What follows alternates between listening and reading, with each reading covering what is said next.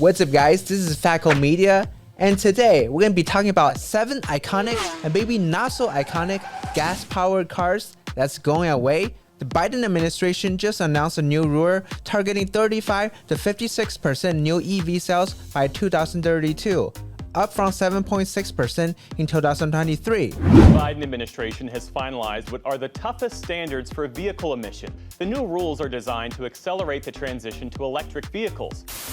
So, as you can imagine, a lot of these gas-powered cars are going away, so get them while you can. First, we have the Audi R, probably the most iconic car on this list. Back when it was introduced, it ushered us into a new era of practical supercars, starting at $110,000.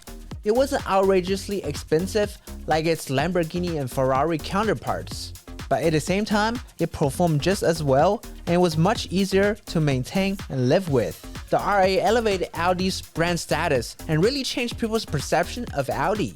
From this less than ideal alternative to Mercedes and BMW to a sporty and innovative luxury brand. 20 years later, Audi's direction has completely changed, with the company announcing their ambitious plan to electrify their entire lineup by 2026.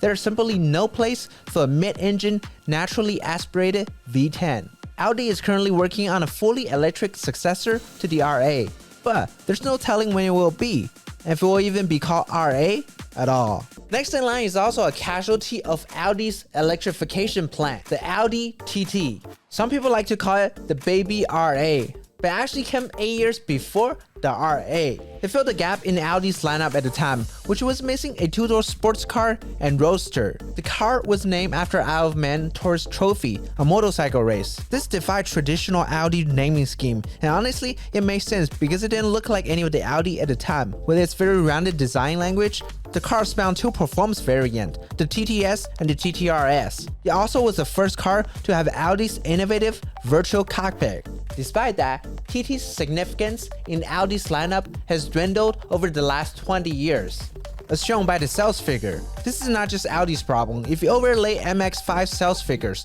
it looks identical. We can only hope the electric variant will replace the TT and RA, maybe something like the TTRA in 2028.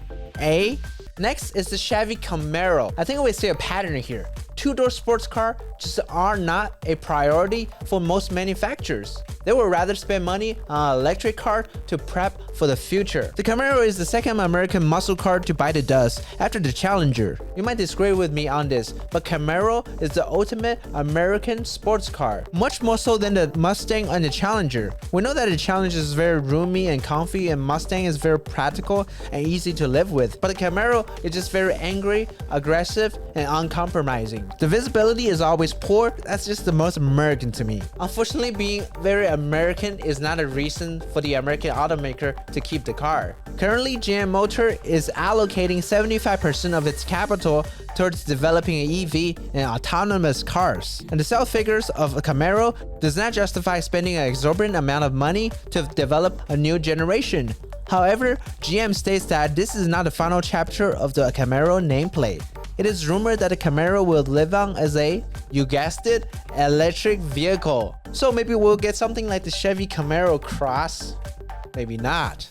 Next, we have a pair of a practical vehicle from Ford, the Edge and the Escape. Finally, some cars for the whole family that's being discontinued. Ford seems to always have dozens of these SUVs in their lineup, and both the Edge and the Escape sold very well compared to the previous car on this list. So why are Ford discontinuing them? Well, 2 reasons. Number 1, Bronco and Bronco Sports are all legendary nameplates that's selling very well, and they all have off-road capabilities these crossovers simply can compete with. And if you really want a crossover, Ford would rather want you to buy the Mustang Mach-E so they can match the EV goals set by the government. Second reason, the Oakville plant where the Edge was produced will be converted into an EV facility, and reportedly an EV will replace the Escape. I mean, there's absolutely no escaping from electric, I'll tell ya.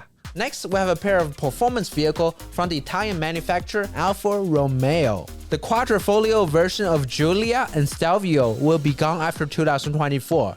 So what is Quadrifolio? I'm really hungry right now, so I imagine it's some kind of pasta with 4 different cheese. But actually, it means 4-leaf clover, a sign of good luck and great performance. The Quadrifolio comes with a twin-turbo V6 that generates 505 horsepower, and once again, it will be replaced by an EV. The company's CEO said that the electrified version will double to 1,000 horsepower.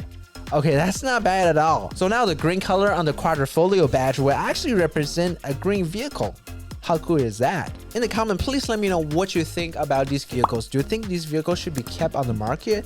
Or do you think there's simply no place for these vehicles? As always, this is Fatco Media. Hope you have a fabulous day.